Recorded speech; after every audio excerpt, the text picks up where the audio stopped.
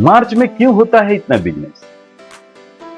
मार्च में क्यों कस्टमर्स खुद ही आपको कॉल करता है? मार्च में क्यों मिलता है सबसे ज्यादा कमीशन? आइए जानते हैं आज के सेशन में श्रीवास्तव उमेश के साथ, insurance advisors trainer and motivator. मार्च में क्यों होता है इतना बिजनेस? आइए इसको समझते हैं। मार्च में लोहा गर्म रहता है, बस हथौड़ा मारने की देरी। लोहा गर्म है, मारो हथौड़ा। समझते हैं कि मार्च में बिजनेस बढ़ने का क्या कारण है। ऐसा कौन सा बेनिफिट है कि मार्च में कस्टमर और इंश्योरेंस एडवाइजर्स ये दोनों ज्यादा से ज्यादा बेनिफिटेड होते हैं। अगर हमारे कस्टमर ज्यादा बेनिफिटेड होंगे मार्च में, तो मार्च में ज्यादा पॉलिसी खरीदेंगे। हमारे इंश्योरेंस एडवाइजर्स ज्यादा बेनिफिटेड होंगे, तो वे मार्च में ज्यादा मूवमेंट करेंगे। तो हमको जानना होगा कि आखिर ऐसा कैसे होता है। हम इस सेशन में यही जानेंगे। इसे दो बिंदुओं में बांट कर देखेंगे कि मार्च में आखिर ये दोनों अलग अलग जो बिंदु है, जो दोनों अलग अलग इंश्योरेंस के एस्पेक्ट्स हैं, ये दोनों कैसे प्रभावित होते हैं। मार्च बीमा एजेंटों के लिए और मार्च बीमा कस्टमर्स के लिए। हम मार्च को बीमा एजेंटों के लिए ये क्यों महत्वपूर्ण है, सबसे पहले ये जान लेंगे कि मार्च में हमारे जो बीमा एजेंट हैं ये ज्यादा कैसे इनकम करते हैं। कौन सा ऐसा कारण है जिससे इनका इनकम बढ़ जाता है मार्च में और ये ज्यादा मूवमेंट करते हैं। और हमने पहले भी देखा है, जो पास्ट हमारा एक्सपीरियंस है उसके अनुसार मार्च बीमा एजेंटों के लिए सबसे बेहतरीन मंथ होता है। इसमें सबसे ज्यादा कमीशन अर्न करते हैं। क्यों होता है ऐसा?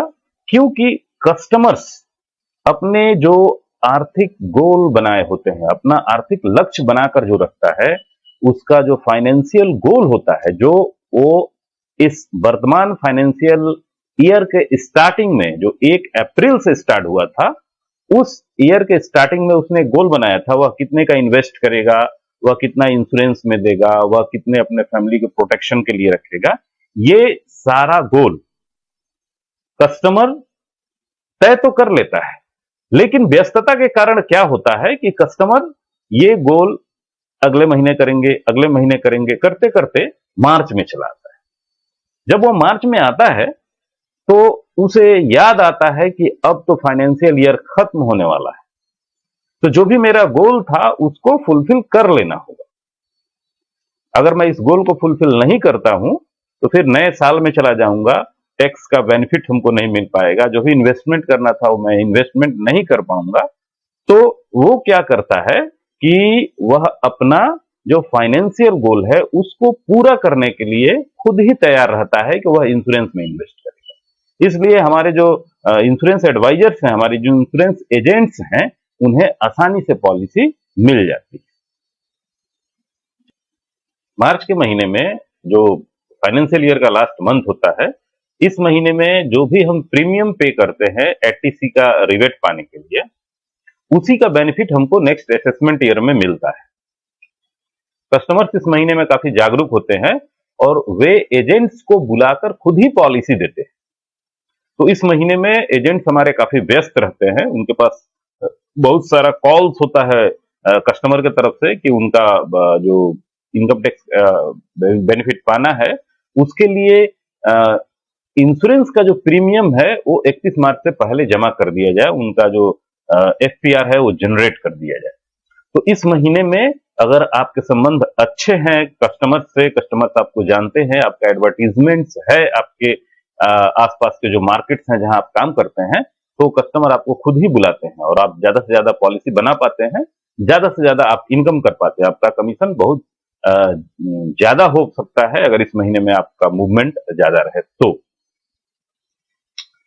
बीमा एजेंट्स इस महीने में मूवमेंट करते हैं क्योंकि कस्टमर का भी जरूरत होता है। कस्टमर्स बीमा एजेंट्स को कॉल करके खुद ही पॉलिसी देना चाहते हैं। इसलिए होता क्या है कि बीमा एजेंट्स जो घरों में बैठे हुए हैं, जो साल भर बिजनेस नहीं भी किए हैं, वे भी मार्च के महीने में मूवमेंट करते हैं। उनका क्लब मेंबरशिप होता है, उनको अपने कस्टमर्स के लिए इनकम टैक्स बचाने के लिए उनका प्रीमियम जमा देना होता है। बहुत सारे एजेंट्स रिन्यूअल जमा देने के लिए बाहर निकलते हैं। तो जब ये मूवमेंट शुरू होता है, तो इस मूवमेंट के कारण मार्केट में इंश्योरेंस का एक हाइप तैयार होता है। एक कस्टमर से कई सारे इंश्योरेंस एडवाइजर्स जाकर मिलते हैं, उनसे बार बार उनके दिमाग में ये दिया जाता है कि आप पॉलिसी ले लो, ये पॉलिसी अच्छी है, आपके इनकम टैक्स में रिबेट मिलेगा। ये सारे जो एडवाइस है हमारे, जो हम कस्टमर को देते हैं, तो कस्टमर इसके लिए तैयार हो जाता है। क्योंकि किसी एक व्यक्ति को अगर बार बार कोई एक बात हैमरिंग किया जाए, तो उसका जो मन मस्तिष्क है वो इस काम को करने के लिए जल्द तैयार होता है। तो कस्टमर्स इस महीने में पॉलिसी लेने के लिए तैयार होते हैं। तो अगर आप मार्केट में हैं, बाहर निकलते हैं, तो आपको ये काफी आसानी से पॉलिसी आप प्राप्त कर सकते हैं।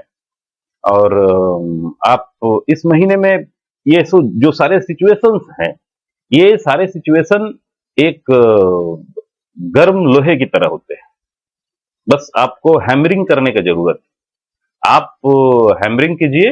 देखिए, इस गर्म लोहे को आप जिस शेप में ढालना चाहते हैं, उस शेप में आप ढाल सकते हैं। ये काफी अच्छा मौसम सीजन होता है इंश्योरेंस एडवाइजर्स के लिए, कि आप मार्केट में निकलेंगे तो आपको ज्यादा से ज्यादा पॉलिसी यहां से मिलेगा।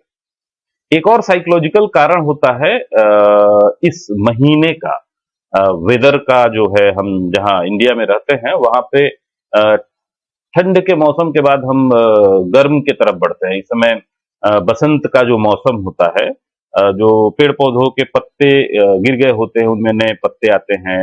आम के डालियों पर नया बौर आता है।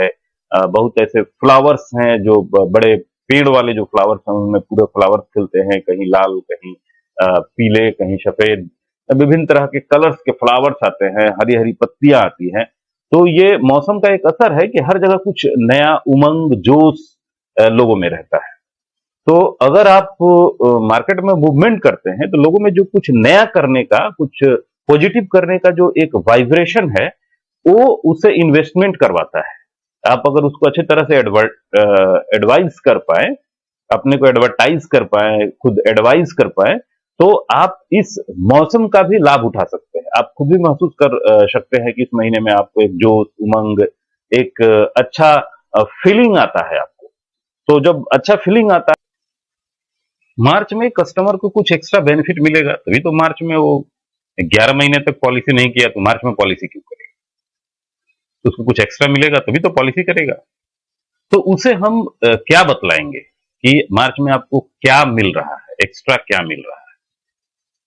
इस बात पर डिस्कस करते हैं। इसे कस्टमर को जाकर आप डिस्कस करो। देखो, पॉलिसी होगा, 100% श्योर है कि आप मार्च में जिस कस्टमर के पास बैठ जाओगे, जिसने 11 महीने तक आपको कहा है कि बाद में लेते हैं, बाद में लेते हैं, वो कस्टमर आपसे पॉलिसी जरूर लेगा। मार्च का महीना है, लोहा गर्म है, हथौड़ा मारना होगा। तो हथौड़ा क्या है, आइए देखते हैं।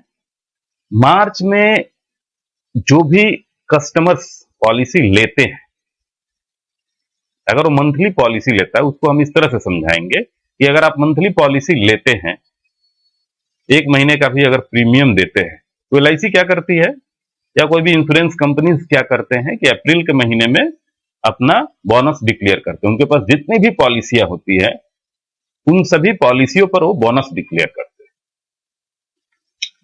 तो बोनस, उनके पास ये बोनस डिक्लेयर करते समय नहीं देखते हैं कि ये पॉलिसी कब हुई। उनके पास पॉलिसी है, पॉलिसी नंबर है, उस पर बोनस डिक्लेयर हो जाता है। ये आप पॉलिसी के स्टेटस में देख भी सकते हैं। बोनस डिक्लेयर होने के बाद अगर पॉलिसी स्टेटस देखते हैं, तो वहां बोनस कितना मिला ये देख सकते हैं। एक एग्जाम्पल लेते हैं हम, कि देखिए, एक व्यक्ति है जो 10 लाख सम एश्योर्ड का एक पॉलिसी लेता है, और उसका जो मंथली प्रीमियम है वो है 4097 रुपए, 4097 रुपए।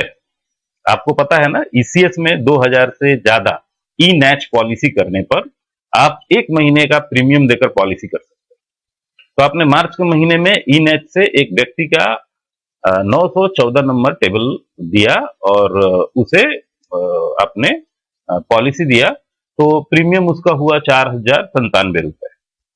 अप्रैल के महीने में जब 10 लाख सम एश्योर्ड पर बोनस डिक्लेयर होगा, तो 21 साल का टर्म होने के कारण उसे मैक्सिमम बोनस दिया जाएगा, वो 48,000 रुपये बोनस रहेगा। आप इस बात को अगर उसे डिस्कस करें, खाता कलम पे डिस्कस करें, तो वह व्यक्ति आपसे प्रभावित होगा ही होगा, क्योंकि आपको बतलाना होगा कि हम इंश्योरेंस इंडस्ट्री के लोग, हमारा LIC आपके प्रीमियम पर बोनस नहीं देता, आप जो सम एश्योर्ड लेते हैं उस पर बोनस देता है। तो आप प्रीमियम चाहे जितना भी दें, आप प्रीमियम अगर दे रहे हैं 4,097 रुपए, लेकिन हम बोनस देंगे आपको 10 लाख पे, और वो बोनस होगा 48,000 रुपए। तो आप एक महीने में ही 1 साल का बेनिफिट पा रहे हैं। 1 ईयर्स बोनस इन 1 मंथ, क्योंकि हमने मार्च में खरीदा है पॉलिसी और बोनस अप्रैल महीने में डिक्लेयर किया जाएगा। ये एक कारण है। दूसरा कारण क्या है?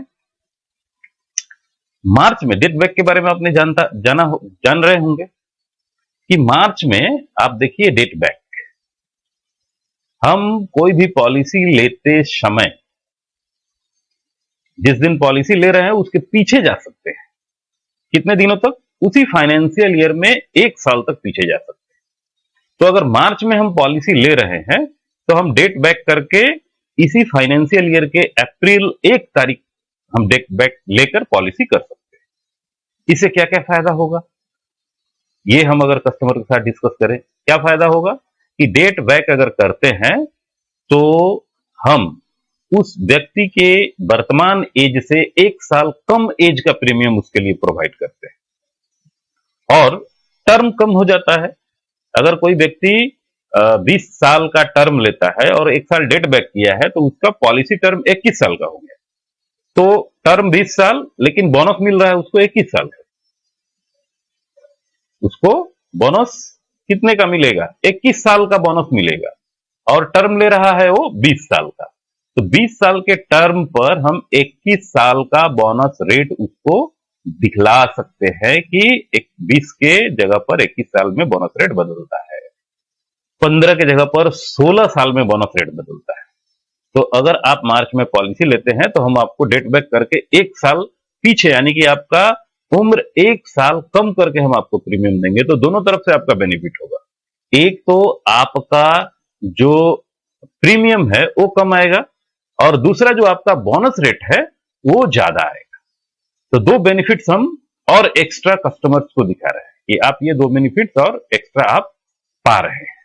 तो कस्टमर आपके साथ ज्यादा से ज्यादा अटैच्ड होगा, उससे प्रभावित होगा और आपसे पॉलिसी लेना चाहेगा। ये कुछ नॉलेज है जो हम कस्टमर के साथ अगर शेयर करते हैं, तो कस्टमर हमारे बातों को जल्द समझता है। नेक्स्ट में अगर हम आते हैं कि 80C का बेनिफिट, बहुत ऐसे कस्टमर हैं जो इनकम टैक्स को लेकर खूब ज्यादा सीरियस नहीं होते हैं, नया नया आय होता है और उनका इनकम 5 लाख से पार कर गया, फिर भी वो चुपचाप बैठे हुए हैं।